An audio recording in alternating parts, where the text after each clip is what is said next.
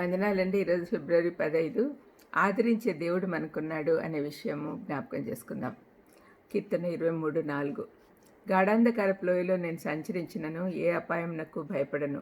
నువ్వు నాకు తోడయ్యుందువు, నీ దుడ్డు కర్రయు నీ దండంను నన్ను ఆదరించును. మరణం మన సమీపానికి వచ్చినప్పుడు, మనం ఏమీ చేయలేని స్థితిలోకి వచ్చినప్పుడు భయం గొలిపే నీడలు మన పైకి వస్తాయి.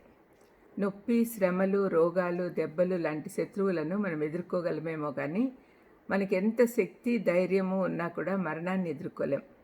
మరణమే చివరికి విజయం సాధిస్తుంది. మరణపు లోయలో మనతో పాటు నడవగలిగేవాడు ప్రభు ఒక్కడే. ఎందుకంటే ఆయన మాత్రమే మరణాన్ని జయించాడు.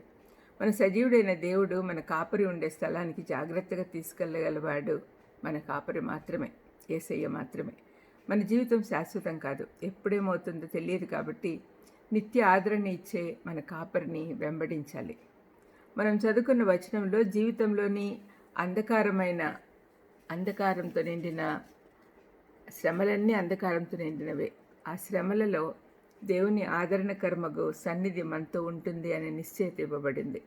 భయము, అనిశ్చిత అన్న లోయల గుండా మనము పయనిస్తూ ఉన్నప్పుడు మన కాపరి మనతో నడుస్తున్నాడు అనే నమ్మకం మనలో అర్థం కాని సమాధానం ఇస్తుంది.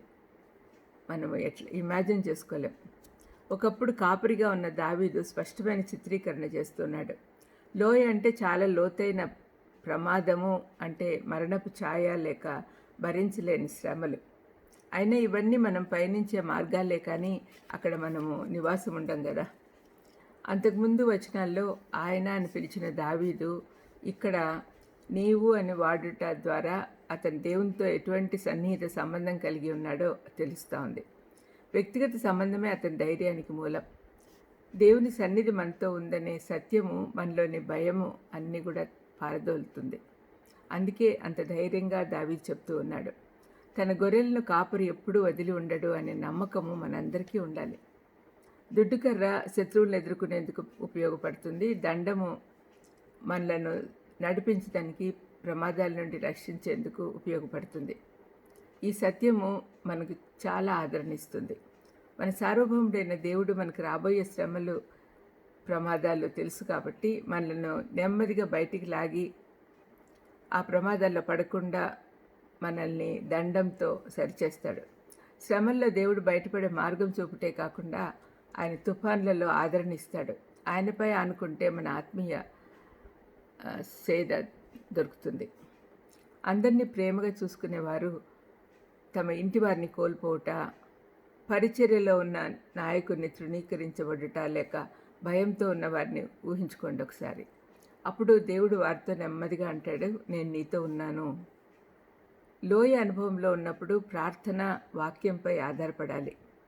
ఆయన వాగ్దానాలు అన్నిటినీ గట్టిగా ప్రకటించినప్పుడు దుడ్డుకర్ర దండం యొక్క ఆదరణ తిరిగి కొత్తగా అనుభవిస్తాం.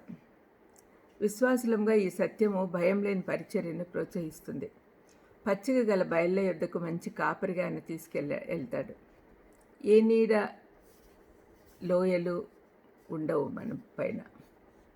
దేవుడు మనలను రాతి మార్గంలో పంపించినా కూడా అందులో నడిపించేందుకు బలమైన పాదరక్షలు ఇస్తాడు.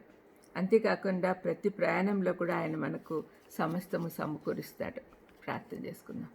దయమేడ యేసునాథా, మీకే వందనాలు తండ్రి. ఇంత గొప్ప దేవుడు ఉన్నారు మాకు తోడు అనే ఆదరణ మాకు ఇస్తున్నందుకు మీకు వేలాది వందనములు, స్తోత్రములు చెల్లిస్తూ మీ వాగ్దానాల మీద ఆధారపడి విశ్వాసంతో జీవించేదానికి సహాయం చేయమని యేసుక్రీస్తు నామమున వేడుకొంచున్నాము తండ్రి. Amen. Amen. God bless you.